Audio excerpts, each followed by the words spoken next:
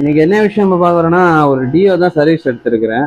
அந்த சர்வீஸ் ஒர்க்கில் நம்ம என்ன சொல்ல வர ரீசன்னா, இதை பற்றி நான் எத்தனையோ வீடியோ போட்டுட்டேன். இதை பற்றி பார்த்தீங்கன்னா ஸ்கெட்சை பற்றி எத்தனையோ வீடியோ போட்டாச்சு.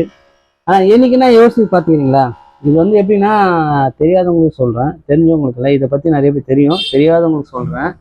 இது ஏன் இந்த கைட்டி க்ளீன் பண்ணி நம்ம வாஷ் பண்ணி போடுறோம் ரீசன் பார்த்தீங்கன்னா, இப்போ இந்த இடத்துல வந்து பார்த்தீங்களா, இந்த மாதிரி வீடியோ நான் எத்தனையோ போட்டுட்டேன்.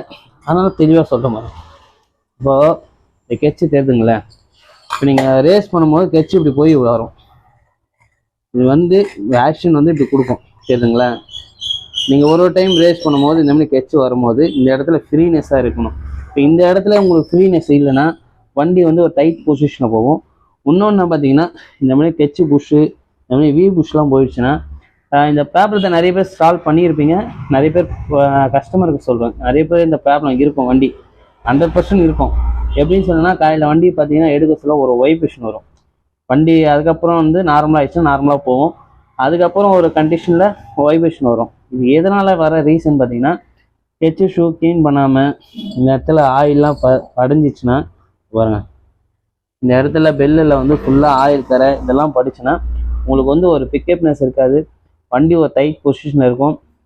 அதேமாதிரி இன்னொரு விஷயம் என்னென்னா, வண்டி வந்து ஒரு டைட் பொசிஷனில் இருக்கும்போது வண்டி கரெக்டான பிக்கப்னஸ் கொடுக்காது.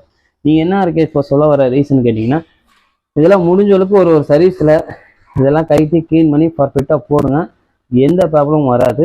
அதெல்லாம் தான் நான் சொல்லுது. ஒரு சர்வீஸ் ஒரு வண்டி எடுத்துட்டிங்களா, எடுத்தால் இதை பர்ஃபெக்டாக கைட்டி நல்லா க்ளீன் பண்ணி இந்த ரோலர் புஷ்ஷு வி புஷ்ஷு இதெல்லாம் மாற்றிடுங்க. முடிஞ்சால் இந்த கெட்சு பின்னும் மாற்றிடுங்க. மாற்றிட்டிங்கன்னா வண்டி இன்னும் பர்ஃபெக்டாக இருக்கும்.